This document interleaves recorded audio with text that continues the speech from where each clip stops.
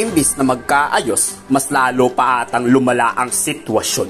Muntikan daw kasing magkainitan ang China at Pilipinas sa ginaganap na Asia-Pacific Parliamentary Forum. Iginiit kasi ng ating mga senador na walang magandang naidudulot ang ginagawa ng China sa West Philippine Sea. Kaya itigil na ng China ang panghihimasok nito sa ating teritoryo. Pero binaliwala to ng China at sinabi pang wala silang pake sa ipinipilit ng Pilipinas dahil walaan niyang karapatan ang mga Pilipinong angkinin ang kanila raw na pagmamay-aring teritoryo. Binalaan rin ng China ang Pilipinas na wag nang gumawa ng gulo sa South China Sea. Pilipinas ang may kasalanan ng lahat at Pilipinas lang ang dapat sisihin sa nangyaring tensyon. Yan, at steering trouble, di ba? Sino nga nag-steer ng trouble? Kung trouble na pag-uusapan, who are the ones who sinong unang nag-steer ng trouble by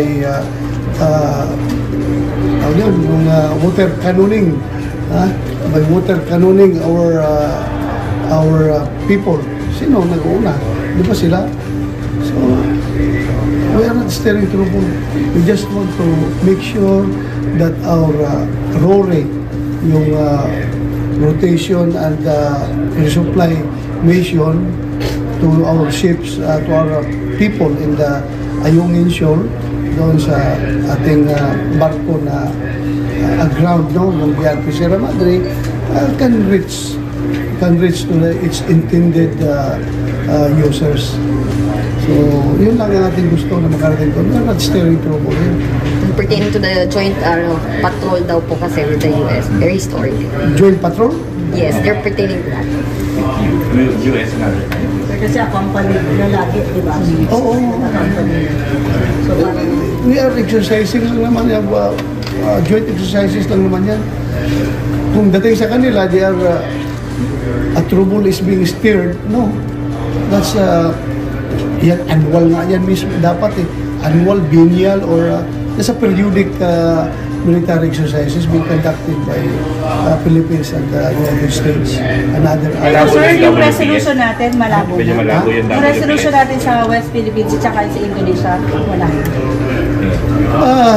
Yun nga, nag-propose ang China.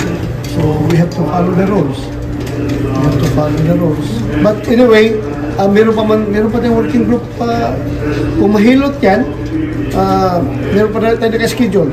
Ito, sabay, sa ating plenary. Merong working group meeting doon ngayon. Kung maayos yun, baka pwede pang lumusot. Kung mag-agree yung opositor. China lang. So, China malang nagkuhan, China ang nag-upo. Talaga pinontra rin nila, sir. Erase. Yes, halos lahat ng paragraph meron silang reservation. Sir, ano mismo yung mga provisions na inopose ng China?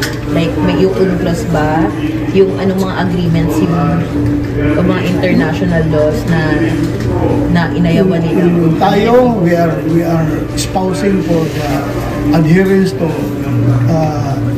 international law through the international bodies. Diba? Sila naman, ang gusto nila is move back to the traditional ways of